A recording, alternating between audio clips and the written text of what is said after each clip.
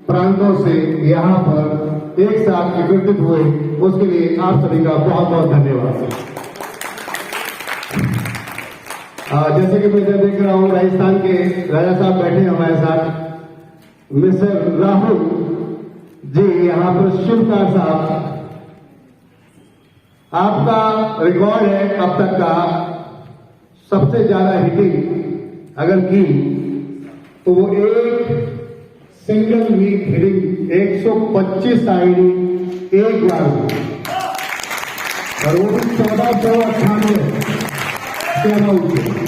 और आपके टीम में आपके गाइडेंस गुरु मिस्टर वीरेंद्र पुरोहित जी के साथ मिलकर इन्होंने ये ध्यान रखा अपनी टीम के साथ। एक बार जोरदार तालियां सकते। हमारे साथ जम्मू कश्मीर से बहुत सारे साथी यहाँ पर पहुंचे हैं और कल मेरी उनसे बात हो रही थी तो बात चल रही थी वहां पर कि वो जम्मू कश्मीर में ही वहां से कश्मीर के अंदर कश्मीर में ही एक दिन पूरा लग गया उनको वहां से वहां तक का सफर करने में। तो पूरी जम्मू कश्मीर टीम को मेरा तहे दिल से शुक्रिया कि आप लोग यहाँ तक पहुंचे उसके लिए। साथ में मध्य प्रदेश से, यूपी से बात करें तो रायपुर छत्तीसगढ़ से, हम बात करते हैं यहाँ पर पंजाब से, हिमाचल से, हमारे बीच में सभी सदस्य यहाँ पर जो एमपी शॉपिंग के एक साथ इकट्ठे हुए हैं, दिल्ली मिलाकर आप सबका बहुत बहुत धन्यवाद।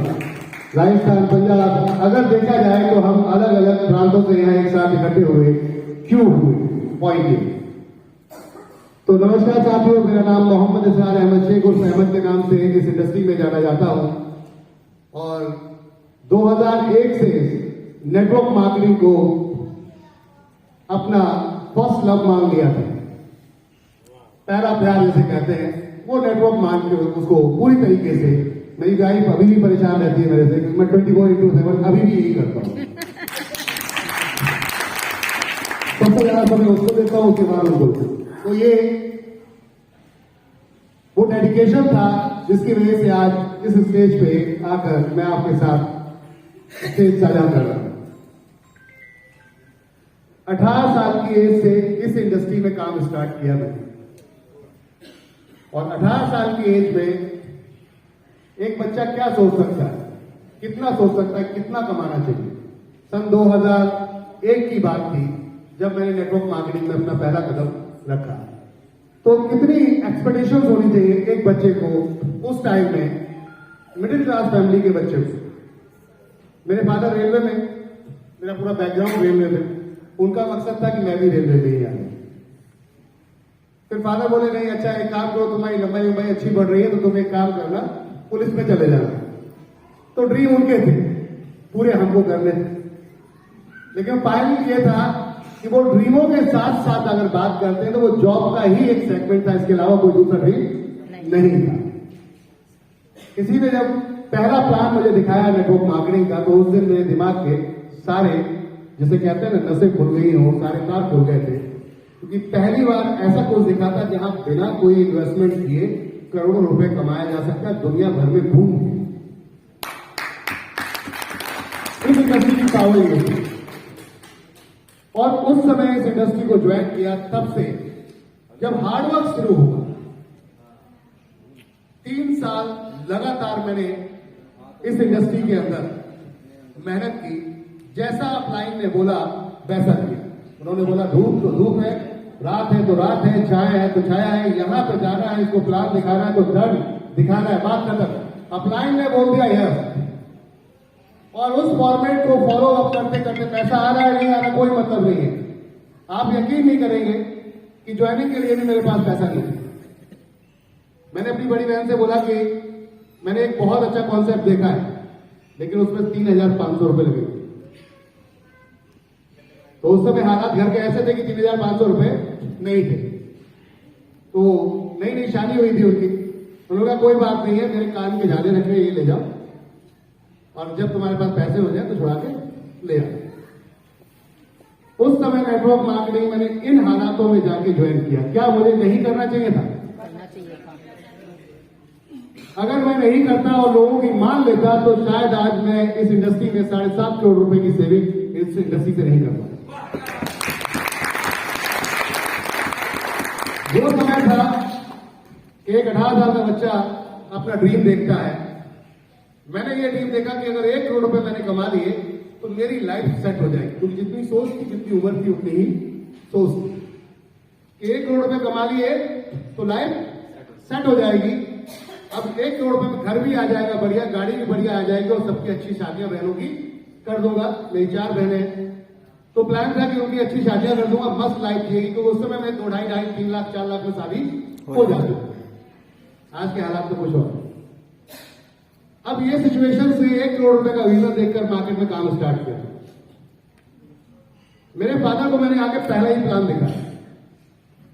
किसको दिखाया? फादर को। अपने अब्बा जान को जाकर मैंने पहला प्लान दिखाया। मैंने बहुत गजब का प्लान देखा है, आप एक बार देखो, बहुत गजब की चीज है।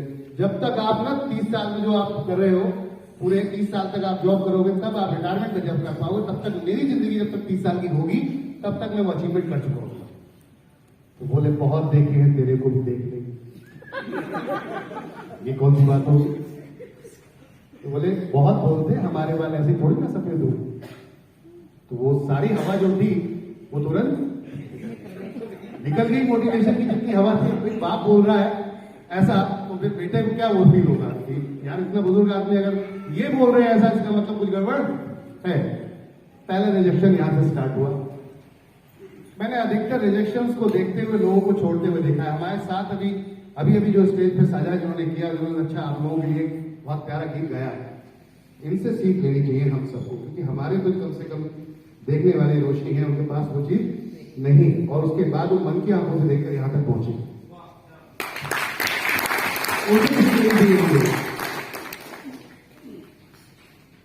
बात थी जब इस इंडस्ट्री में ज्वाइन किया और रिजेक्शन शुरू हुए, तो ऐसे रिजेक्शन शुरू हुए कि 3 साल तक लगातार ये रहा कि पॉकेट से पैसा लगाए जा रहे हैं, आप कुछ नहीं रहा। दवाइयां बेचे जा रहे हैं, लेकिन आप कुछ नहीं रहा। हालत ये थी कि एलडीपी के आपने तो आप 250 रुपए लिए, मैं उस समय में 1,000 रुपए देता था, तब जाके एलडीपी हमें मिलती थी अटेंड करने।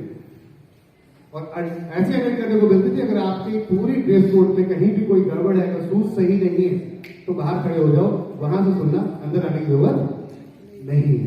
अगर आपके प्रेस नहीं है तो बाहर खड़े हो जाओ, अंदर आने की जरूरत नहीं है। हाई टेक रिस्ट्रिक्शंस थे वहां पर, इतने लेवल के रिस्ट्रिक्शंस थे कि लगता था यार ये इंडस्ट्री से बढ़िया कोई इंडस्ट्री है ही नहीं। रिस्पेक्ट अप्लाइड की वहां इतनी जबरदस्त होती।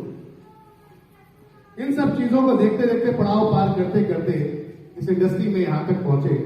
जितनी परेशानियां इस इंडस्ट्री में मैंने देखी, एमबी शॉपी को बनाते समय मैंने वो सभी परेशानियों को एक पेंसिल और एक रेजर लेकर, कहते हैं ना, मिटाना शुरू किया और लिखना शुरू किया।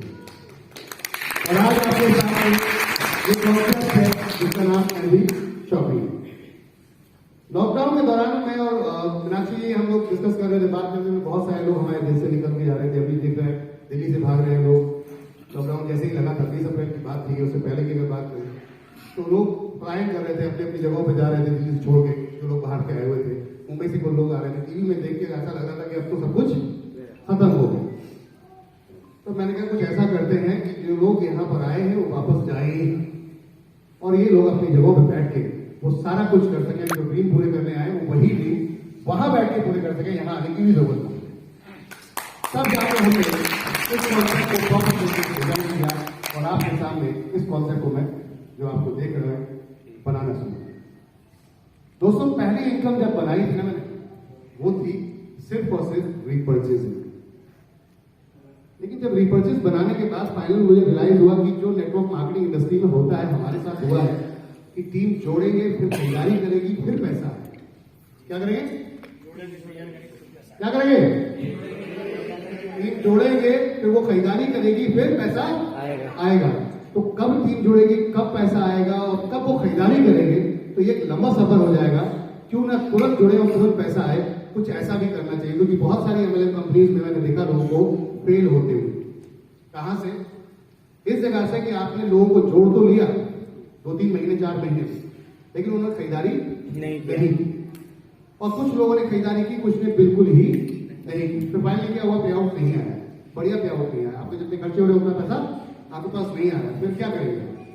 अगर आपके साथ में बच्चे हैं, बीवी है, वाइफ है, तो ऐसी कंडीशन में आप खर्चे जुड़े होंगे आपके साथ। अब खर्चे जुड़े होंगे तो उसको तो आप टाल नहीं सकते, वो तो आपको करने ही पड़ेंगे। तो या माँ बाप से लेके करिए, दोस्तों से लेके करिए, या उधार लेके करिए, किसी अप्लायंस से लेके करिए, लेकिन करना ही पड़ेंगे, पूरे करने पड़ेंगे आपको। पॉइंट था कि ऐसी कंडीशन में बहुत सारे लोग टूट जाते और नहीं कर पाते। तब जाकर मैंने इसके अंदर डायरेक्ट रेफर और मैचिंग को इंट्रोड्यूस किया कि हम ऐसी इनकम बनाते हैं कि इधर कोई बंदा ज्वाइन करे, तुरंत उसके बंदे के पास पैसा पहुंच जाए और वो अपना काम अगले दिन का जाने के लिए, फ्यूल गाड़ी में तेल डालने के लिए, और साथ में अगर बैठ जाए तो एक कप चाय पिलाने के लिए पैसा उसके पास होना चाहिए। अब बात थी, इतने छोटा सा अमाउंट रखते हैं कि एक रिक्शे वाले व्यक्ति को भी हम अपने साथ जोड़ सकते। अधिकतर एमएलएम कंपनी से बड़े बड़े प्लान तो बनाए हैं, लेकिन आम आदमी को वो अपने साथ इंट्रोड्यूस नहीं कर पाते। तब बात थी कि 599 एक छोटा सा अमाउंट प्लान करते हैं जिससे हर व्यक्ति हमारे साथ जुड़ जाए, और उस थॉट को लेकर इस कॉन्सेप्ट में हमने छोटे अमाउंट से स्टार्ट किया। अमाउंट छोटा था, इसीलिए आपको इनकम छोटी लगती है, लेकिन मैं आपको बताना चाहूंगा इंडस्ट्री की पावर, कि छोटी इनकम को लेकर आज इस प्रॉपर इंडस्ट्री की पावर को समझने की कोशिश करेंगे। पीडीएफ बेटा जो उसको थोड़ा सा, कितने लोग यहां पर ऐसे हैं जो रिटेल इंडस्ट्री को समझते हैं? एंड चाहूंगा रिटेल इंडस्ट्री को, खुदरा व्यापार, कितने लोग हैं ऐसे? चलिए आप सभी के लिए सबसे पहले तो आज एक त्योहार है, और हमारा देश क्योंकि विभिन्न विभिन्न प्रकारों से और विभिन्न विभिन्न लोगों से यहाँ भरा हुआ है, खूबसूरत हमारा देश, यहाँ पर अलग अलग तरीके के जाति प्रजाति के लोग रहते हैं। तो आज एक त्योहार है जिस त्योहार का नाम है Christmas day. Merry Christmas day. तो हैप्पी एवरीवन, आप सभी को क्रिसमस डे की बहुत बहुत शुभकामनाएं। और साथ साथ आज तुलसी पूजा दिवस भी है, आप सबको तुलसी पूजा दिवस की भी बहुत बहुत शुभकामनाएं। बात करते हैं रिटेल इंडस्ट्री, खुदरा व्यापार। कौन कौन कहां से वहीं पे बैठ के बता दीजिए तो ज्यादा इजी हो जाएगा और कम समय में ज्यादा काम निपट जाएगा। शुरू करते हैं यहां से। सर आप कहां से? ओके, क्या नाम आपका? एक मिनट माइक देना फटाफट, क्विकली हम इंट्रोडक्शन यही बता दें।